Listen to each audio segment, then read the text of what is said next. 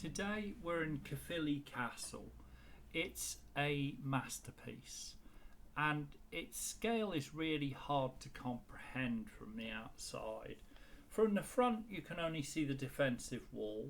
From the back you see the ruins really, and then the real full castle. But we're just walking down the side, and walking down this side you can see the scale of the moat. This castle, a moat wasn't enough. Normally you have a moat and you think, well, you can't pass that in armour. But here they built a lake on either side, and the castle sits on two islands with a large dam wall along the front as a first line of defence. The castle is immense. It is the second largest castle in Britain after Windsor Castle. Now, I would say Dover is arguably bigger because it doesn't have the lake in terms of actual battlements and castle proper. But this site is huge. It's sometimes referred to as like River Run from Lord of the Rings. And it definitely stands apart from other castles by its sheer brute scale and force. Most Welsh castles, they are defensible, they're strong. Maybe like Chepstow, they make advantage of cliffs and hillsides and stand on a promontory. But this one is a fist of steel. You have to imagine this was built when the Welsh had a series of kingdoms and were close to being united under Llywelyn. But the Normans were having none of it. So they built a castle here from wood. And obviously it's not there anymore. Llywelyn was in the ascendancy. And it's possible he was trying to create a kingdom which reached to the Severn Sea, or Severn Channel, as a border which would enclose his royal and baronial lordships and give a clear definition to Wales. But the Normans were having none of it, and really it was down to one building, and they built Caerphilly Castle. I quote History of Wales, John Davies. Caerphilly Castle, a symbol of the pride of the House of Clare, an abiding reminder of the strength of Llewellyn's appeal to the Welsh of North Glamorgan. Although a native of northwest Wales, it's in the southeast that Llewellyn was at his most challenging. It's fitting that its inhabitants of North Glamorgan began the tradition of honouring him at the place where he met his end. For in 1271 he attacked Caerphilly Castle in the company of other lords, and that marked the apogee of his power. For at that point he ruled 3/4 the surface area of Wales, maybe 200,000 subjects. And it was at Caerphilly that he was defeated. And although the wooden castle was burned down, that didn't put off the Normans. So the first thing they did was build the present castle. And look at the width of those walls, the height of them, the length of them. An impenetrable wall which would have been surmounted with battlements, siege engines, a decent number of soldiers, and surrounded by this lake, it was impenetrable, completely undefeatable by the Welsh. And really it was the building of this structure and the ending of Llywelyn's attempt to unite Wales under one kingdom, his kingdom, that put an end to it all. This map here gives you a good idea of the layout and structure. We're going to do half of that front wall, go round the castle in the centre, and on the island at the back there was more structures. We're going to walk out through there, having walked along the inner wall within the lake on the other side. And it is a huge castle, so it's going to take us some time. I'm going to try and move quite quickly through this because Caerphilly really is a lot to take in. And Caerphilly has just undergone a large refurbishment. So there's actually areas you haven't been able to reach, like where we go down to the moat. The tour guide rather keenly told me it hasn't been open since the 13th century. How true that is, I'm not sure, but it's certainly a huge castle and a lot to take in. And if you go to one castle in Wales, this could well be the one to choose. You have Carnarvon and Conway in the north, you have Chepstow nearby, but they lack the forced, brute impression that this castle gives. You look at it and you can understand that conquering it was impossible, and when Llewellyn failed and it was replaced by this stone monster, the chance of getting rid of the Normans was gone forever.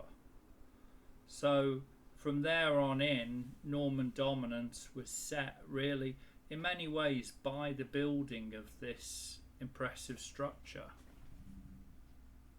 Today as you approach, you're funneled over this bridge. Now there's a permanent wooden structure, but obviously there would have been a drawbridge here.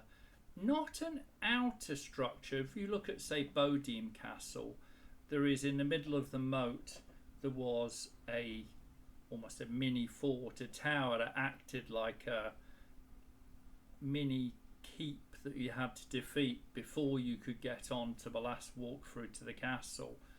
So pretty much most defences would be stopped by that first tower. And if you've seen our video of Dover Castle, you'll see a series of those towers, all fed by the medieval siege tunnels. Today as you enter, there's a visitor centre and shop on the right and a ramp up to the next drawbridge to the inner castle. But before that, we're going to walk along the front battlements. It's an unusual structure that instead of being all the way around, it's both a dam for the lake and a very wide, broad, strong structure to form the first line of defence. There's a clue to the age of the castle. If you look between the castellations, the arrow loops, they're straight. It's called plain. Later on there was cross and there was with oilets, but it's a very early arrow loops that were never modified because these are very thick walls. Now here at the front we walk over this little bridge. That tower there wasn't defeated by, you can see it at an angle there, it wasn't defeated by some great battle or attack. It just began to slump and lean in the 17th century. But throughout the Middle Ages it stood strong. Now it's become one of the characters that people like about the castle. Now here at the front, on this front battlement, we have a platform where you can see how wide it is. They actually have a series of siege engines you can look at. So there's a giant manual crossbow, which you can actually go up and have a little look at. You can't get through to it, but you can touch it. So you can see, but it did rotate horizontally and it could be elevated, and you would charge it at the back, turning that knob you put a stick through and spin it round to tauten the cables, draw back and really put the strength into that launcher. Behind, there's two different types of launcher for rocks. There's a trebuchet and a mangonel.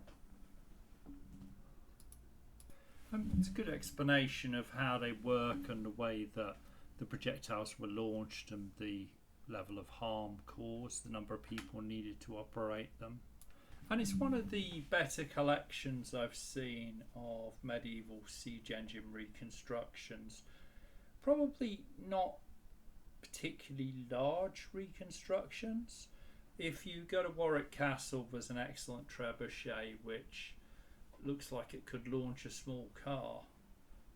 It's substantially larger than the trebuchet here, and it actually does work. You can watch people using it. But these give you a good feeling of them, and did come in all shapes and sizes. These weren't off-the-shelf equipment. These were personalised, made for the individual campaign or king. Here you can see the thickness of the wall and the structure. This is the only side gate leading on to that front defence. And it's where we were stood at the other side a few minutes ago. We briefly went past that on the outside. And as with all of the entrance points, there's a very strong door, which is double, triple bolted. And then behind that is where a portcullis would have been. And some of them seem to have murder holes, although they're very much through the front. You're not travelling through the gateway in the same way on these outside defences. Fundamentally, this castle wasn't really built to repel an attack. It repelled an attack by its very existence. It's so unthinkable that you could attack it with just horses and arrows that really it wasn't going to be attacked. And if it was very well defended. You can see here how this is the outer defence. The inner wall to the lake is about 4 foot deep or thick, and then you've got about 40 foot of earth covered in stone, and then you've got an outer wall which is probably 8 to 10 foot thick solid stone, much as we saw at Rochester and at Dover Castle, where you move around through channels and rooms that are actually built inside of the wall.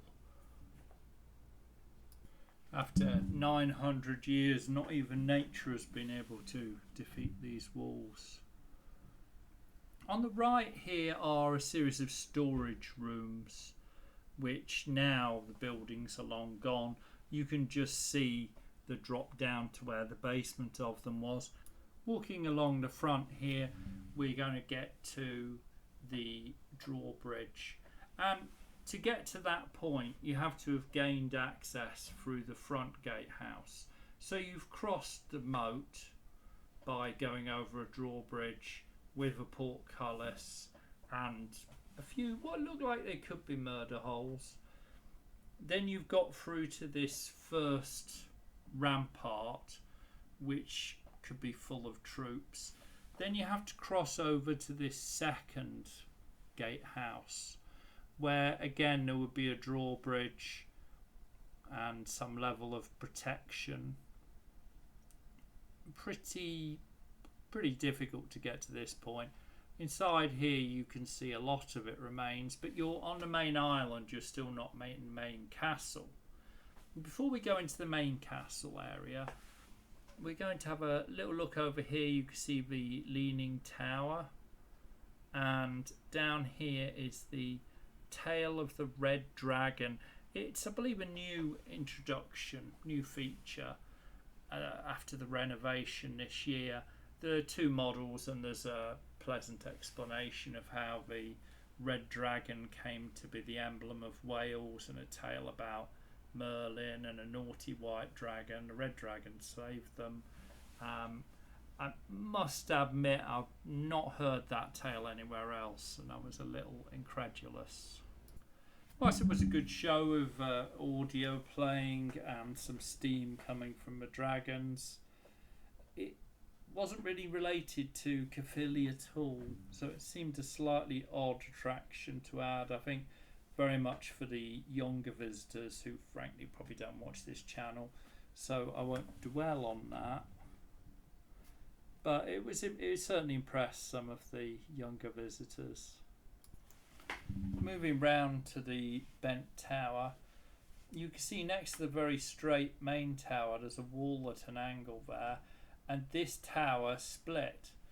It just subsidence and slippage, it bent, it cracked into two, a lot of it's gone, but you can still see the outer shell, and that outer shell has stood like that for roughly 300 years since it happened, so still a very strong and perfectly safe structure, held up to date by a wooden sculpture, which I must admit I thought at first was a knight, but apparently is the 3rd Earl of Bute, who, if you've seen our video on Castle Koch, you'll remember the Earl of Bute was a very wealthy, one of the richest men in the world, and he was keen to preserve the history of the area.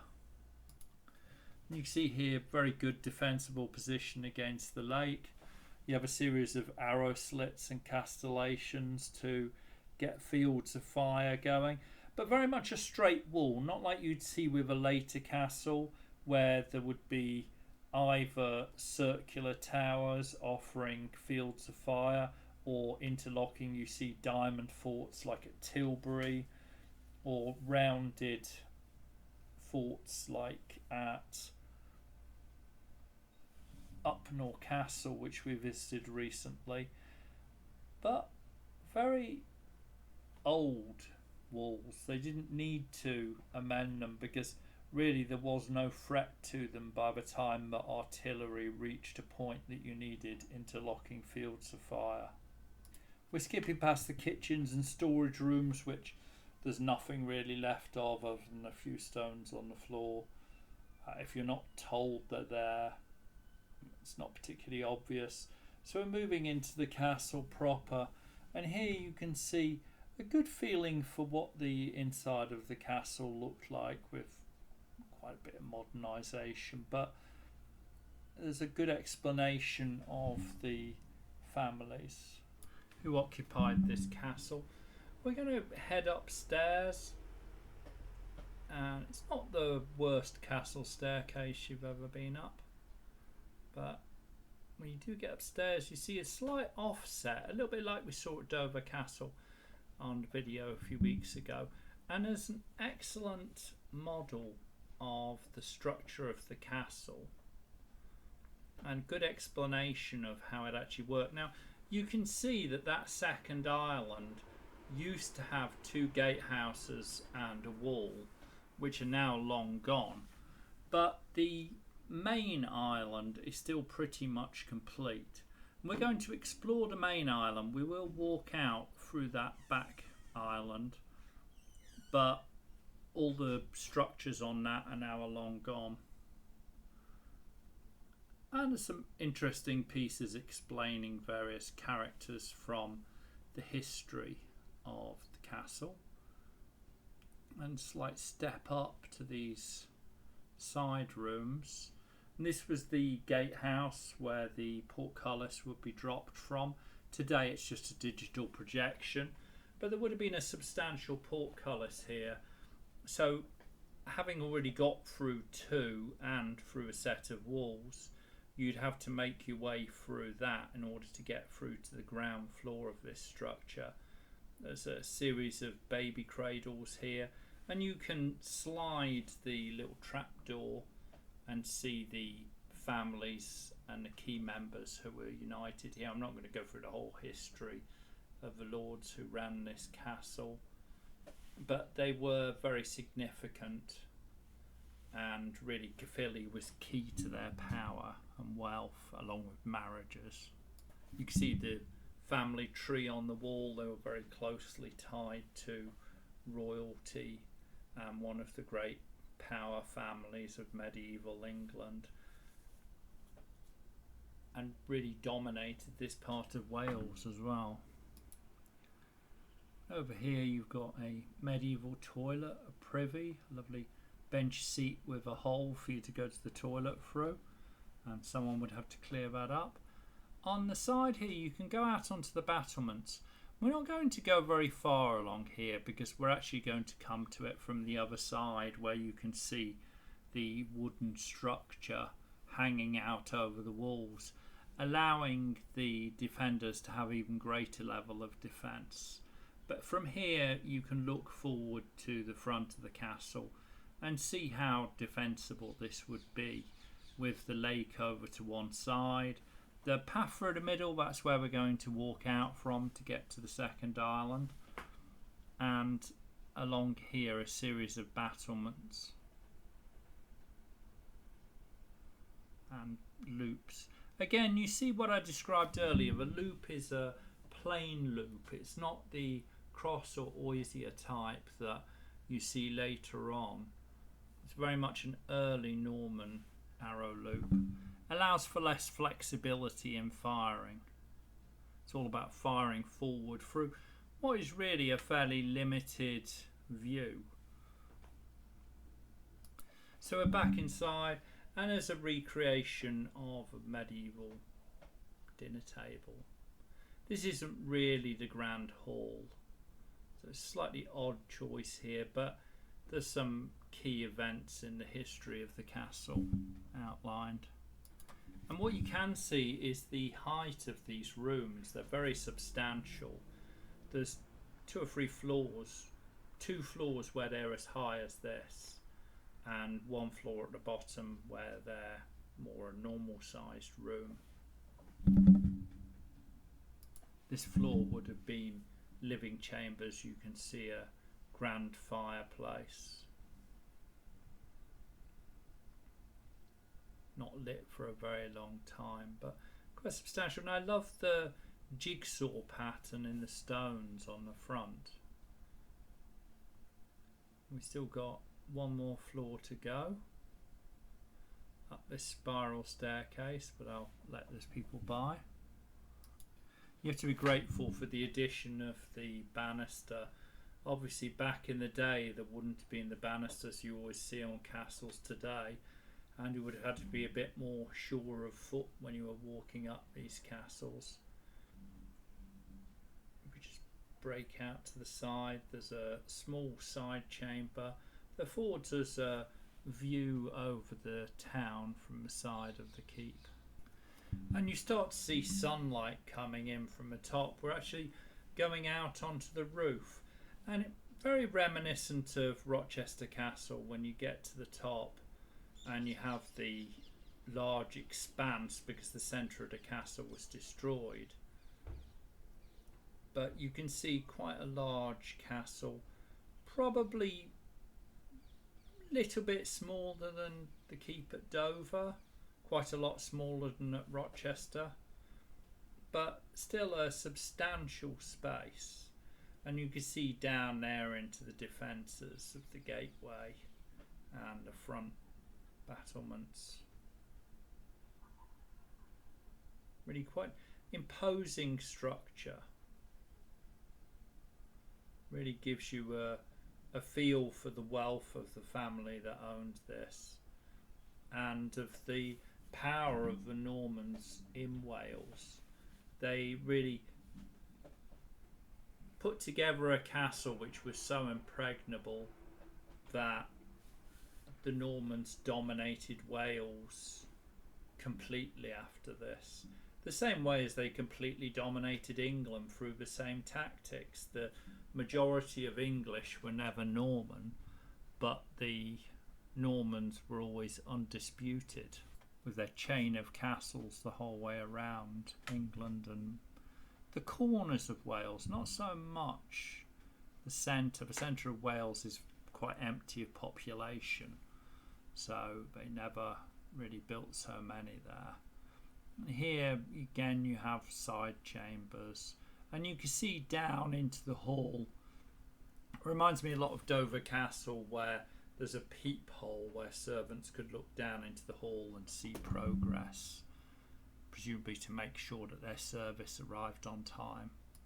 Well, we've skipped the climb down and we've come out at those kitchens we talked about earlier.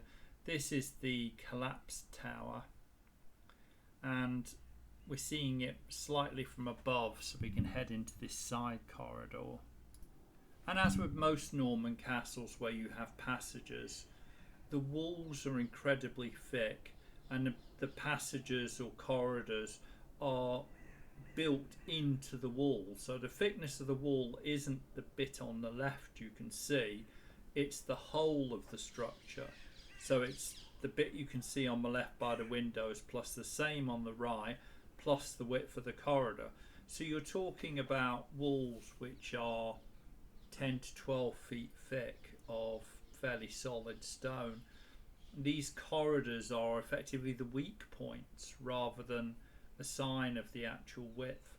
But you get views here from the lake and also down over the moat side, but the narrower bit of the lake, since the whole castle's surrounded by a lake. Off to the side there's a series of rooms, some rather modernist sculptures. They're famous people from the castle, almost caricatured, and then on the reverse is some image that gives more of the history of them.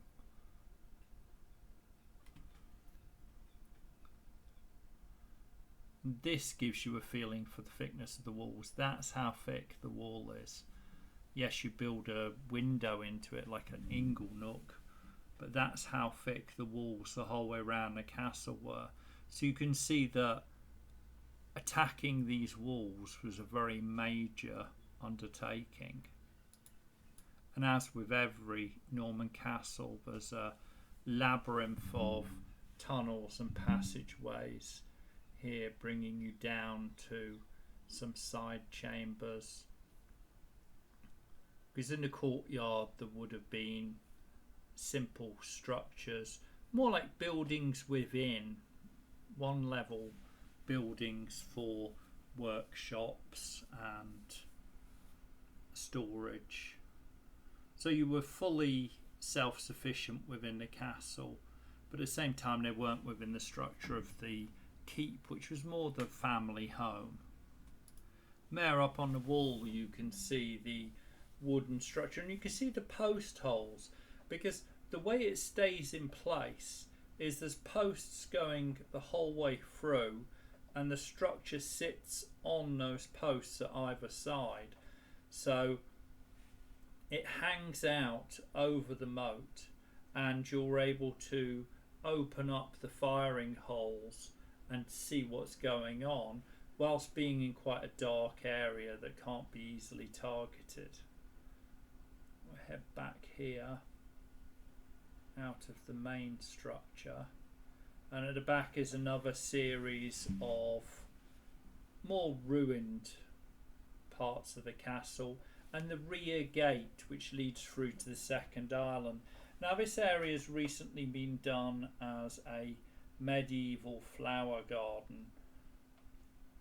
It's interesting. Not sure how medieval it felt. This didn't quite land for me as much as the rest of the restoration, but there's an interesting collection of flowers and plants that would have been grown in a castle such as this. Almost doesn't feel grand enough. Although this was a functional castle, it was for much of its history a functional home for the family. It was a sign of their wealth and prestige and might. And back in the Middle Ages, having prestige and might and wealth often meant having an impressive pleasure garden, especially in the later medieval period. If you've seen the video on Raglan Castle, the whole valley below Raglan Castle was a lake and pleasure gardens, and today you can only see a vague idea of about a third of that, but these weren't military fortresses at this point. They had the potential to provide military defence, but they were really a living home, and a living home for the rich and famous who would want people to be impressed by their possessions and their wealth. So I kind of would like to think a more impressive garden would have been present. Here you can see the ruins of the rear gatehouse and some impression of the size and scale of the gate, the structure itself, multiple floors. There would have been a portcullis up above. There would have been a winding room to raise and lower the portcullis, and to the side presumably an area for soldiers to rest and be prepared if there was trouble. And here you get an impression of just how substantial the castle is. If you look up, there's a slightly convex structure, and that's very common. Castle walls aren't actually completely straight, especially a little later on. They tend to be slightly convex to make it more difficult to climb. If you think of it leaned inwards, it would be easier to climb. Whereas if they lean out slightly, it makes it even more difficult. Down the side here was a low-level battlement, so you could still defend across the lake, and behind you was the higher battlements of the main structure, where you could see the wooden structure sticking out over that, allowing for fighters inside to have a very good view. And at the same time, you could lift where those holes are. Particularly later, there would have been larger windows covered by flaps that could be raised and lowered. You see a good reconstruction of that at Castle Koch in a video we did, where you can see them. They're closed, but you can see the size of them. They're much larger, allowing you to actually get a better view out of them, whereas they are very dinky there, I have to say. And we'll go up there in a little while, but you can see this follows all the way round, and this wall would have been complete, and it all would have stood about as high as the bit of wall there with the castellation. So still a very good defensive position all the way around the side, layered with the inner wall, which is much higher. And of course beyond that is an entire lake you'd have to cross, so not exactly a simple undertaking to even think about attacking this castle. It's no wonder that once it was rebuilt in stone, it's never been meaningfully attacked in the last 900 years. As I said, a real maze, this castle, as they all are. So having come out, we're back again into this main courtyard. We're going to head over to the grand hall there, which is a later addition. You can see by the shape of the windows, they're very perpendicular, not like these Norman arches. And built into the wall, some large storage rooms with rather limited light source from the high windows up there, but down in the earth, so pleasantly cool. One of the towers is open, and they call it the Tower of Treasures. Apparently it's where Hugh Distemper stored some of his valuables. There's an interactive exhibit where you can open doors and see what sort of things he would have kept in here. So if we slide open this door, let's have a little look. Some lighting. And a sword, which someone seems to have taken. There's all explanations for them.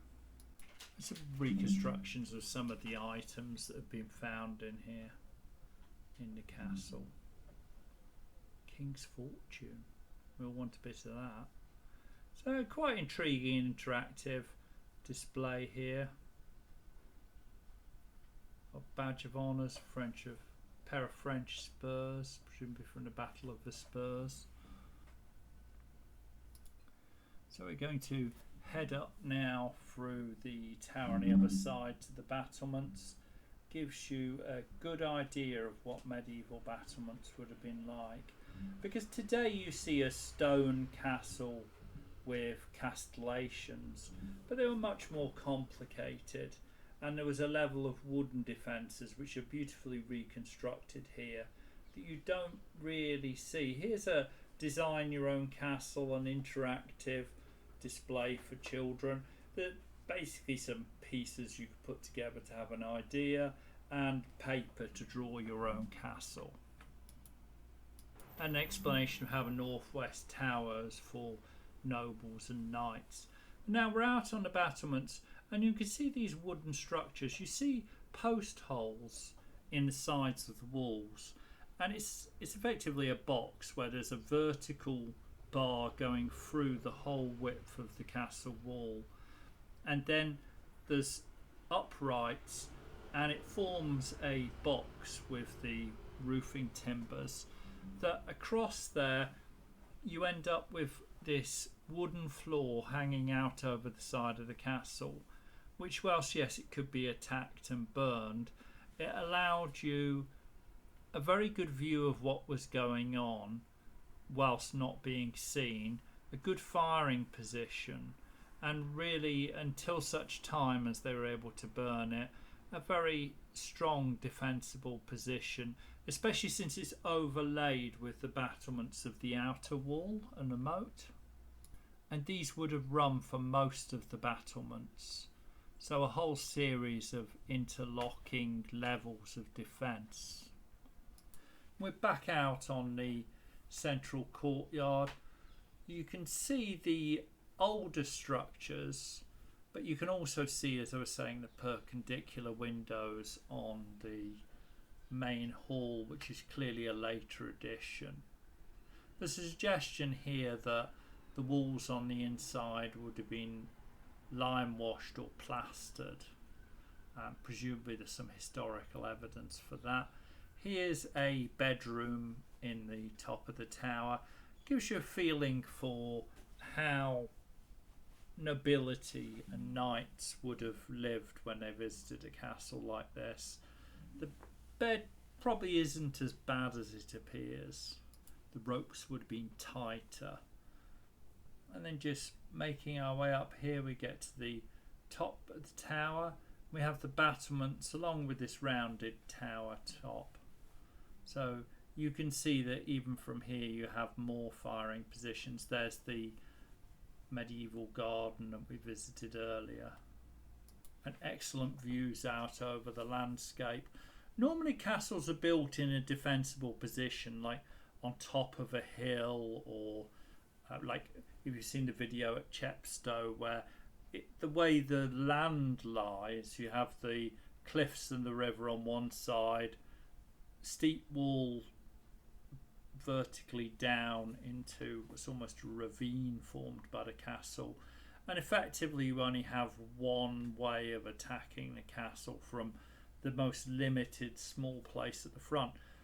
Here you don't have that from the land, so they've created it with the lake and the sheer brute force size of the castle. So heading back across the courtyard, we're finally making it to that grand hall with the perpendicular windows that I keep mentioning, and you can see that there used to be more dressing on the stone outside, and this was smoother, but it's been recreated inside with wooden panelling to give a feel for how it would have been. Very grand, even though it's a stone structure. It's a very colourful and bright open space with quite substantial decoration. And although castles were rather austere and cold stone structures, when it came to nobility and royalty, they did have a taste for bright colours and decoration in the form of tapestries and wood panelling, which is sadly long gone from most castles today, but quite pleasantly recreated here. It might be a bit gaudy for modern taste, but for the later Middle Ages this would have been de rigueur. And from the chamber, this side door, this I believe is the new addition since the restoration. You can head down through the tower that's built onto the side. There's a staircase that tunnels through the structure to the actual lake itself. And quite, not slippy, but you have to be a little careful underfoot here. And as you emerge into the bright sunshine, you start to realise how dark it is at times inside the castle. And you're out onto the moat itself. Obviously they've put a metal platform for health and safety, but it gives you a feel for what would have been a loading dock in times of peace, which they mainly were. They could load produce straight in off the lake and not have to carry it through the castle, and it could be carried up to the kitchens and the serving areas and into the grand hall. Now I love that little addition. It's nice to get down to the actual lake itself. I always want to say moat, but it really is a lake. That's not a moat. It's a lake that's used as a moat rather than a moat. And I can't think of another castle in Britain that's done that with that scale of water defence. But here, making our way back up, quite beautifully restored. You can see that the stones are more modern but in keeping with the structure. We're making our way out now. By the front gatehouse where the shop is, you can go through a glass door onto this walkway which sits not exactly in the middle of the lake. You have the defences like where we saw the siege engine earlier. That's the other side of that front defensive structure. But you can also walk along here and still see hints of the fact that there was a stone wall on either side to form another level of battlements. Yet another ring of steel around this castle. But you get to see just how massive Caerphilly is. And I've been doing this at pace. It's fairly fast visit, and obviously we're in for a fairly long video, whereas most castles are a fraction of the scale of this. I would dispute, or let's say qualify, the claim that it's the second biggest castle in Britain. I'd say it's the second biggest castle in Britain because they include the lake. But if you stop here and don't include the lake, it's still a very substantial castle and quite a fascinating one to visit. I think certainly one of my favourite castles in Britain to spend a day at. And you need to give a few hours. Now, if you've seen our video of Dover Castle, I think we were there for 6 hours, and I've been there 4 or 5 times, so I know where to go, and you move around quite quickly. Here is probably my second visit, and we were still here for well over 3 hours, probably getting on 4, so there really is a lot to see and take in. And quite a decent shop at the front if you're that way inclined. I'd say check out the guides to the other castles, because we're very close here to Castell, Cardiff Castle, Castell Raglan, and all of them are close by, have guidebooks here, and also you can check out our videos of most of them. So do have a look at the other castles if you enjoyed this one. But we're not quite finished, because we're walking along. You could say that's the moat, but really this is a spit of land that was semi-fortified. It allows you to get through to the second island, which is effectively a defensive position at the rear of the main castle. Just like at the front, you have a very long, thick, strong wall with a moat in front of it. Here you have really what would have been a small castle in its own right. It's sad that that's all gone. The stonework seems to have been taken, but it's luckily spared the main castle structure. But effectively what we've seen today, there would have been another 25-30% at the back here, because that was a walled bastion surrounding the whole island with a drawbridge to the main island, a drawbridge at the back, and several towers. So really much bigger than it is today, but really beautiful structure. And I think coming this way you get to see the scale of the castle. You often need to see the castle from the outside to appreciate just the sheer scale of it. You can be inside a lot of these castles, and because some of the rooms can be a little cramped and poorly lit, it's easy to underestimate how large an undertaking it was to build these. There you can see a small wall around the outside of this island, but yes, again there was another mini castle altogether back here.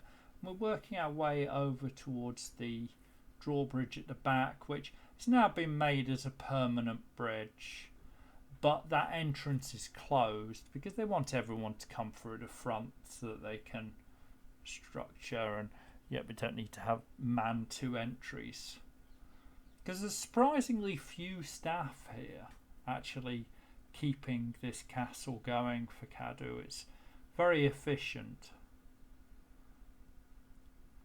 Here's the rear entrance, and that behind that wall is where the medieval garden is. So if you cross over you get to the gate which we saw from the other side, and you can see how there is a markings in the wall where there would have been a portcullis, and up above where there's the windows with the bars, those rooms are now long gone, but this gatehouse would have had a winding room and a series of battlements above what's present there today. But sadly not all of the castle remained. You can just see there, that's where into the main castle where we were earlier, and it's quite a decent drop down into the water. If I look down you can see today is a sturdy modern bridge, but if this was a bridge that could be disposed of in times of war with drawbridge, you can see how it's a big tall gap to have to get across. And yet again you see from this direction almost unattackable. Presumably where those piers are today that the bridge's spars sit on, there was a more substantial wooden structure that would have allowed for the bridge to be lifted or raised. But really as we walk around here you can see the smaller lake on the right hand side, and it's easy to understand why when they had the previous castle burned by Llewellyn, the response was to build this immense, almost unattackable castle, which really, once and for all, having defeated Llewellyn, they'd put in place this massive, it's like an iron fist, completely unassailable, way beyond what anybody could actually attack, and it really put an end to Welsh national potential for a very long time. You could say that Caerphilly is where that came to an end really after Llewellyn. The Normans had won, and you just need to come and look at this to see that they've won and they're going to remain winning. And that was the strategy across England as well, where they built a castle every 27 miles. But at the same time, it's on a larger scale in Wales, and really kept them contained until the whole concept of the Prince of Wales and Wales being a principality was brought into play, and really put an end to the idea of the many warring tribes of Wales uniting. There were often many princes. There was briefly Owen Glyndŵr, who was united Wales for about 8 years. But once the Normans built this, and then they authorised the Marcher Lords to pretty much do whatever they wanted to maintain power and influence in Wales, and introduced the abbeys and priories whose Norman abbots enforced Norman power, it really brought an end to any of that potential. So Caerphilly is a very important and influential castle in British and Welsh history, not just for its size, its scale, the imagination of its defence, but the fact that it was maximum overkill. You look at it and you know that it's unassailable, and whatever direction you look from. So a fascinating castle, well worth a visit. I hope that you've enjoyed visiting Caerphilly with us as much as I did, and please do like and subscribe, and we'll be back next week. We have a much shorter castle trip. I've chosen a shorter one to give you a little break after this long video. We're going to Oxwich Castle, which is just a little down the coast at the Gower.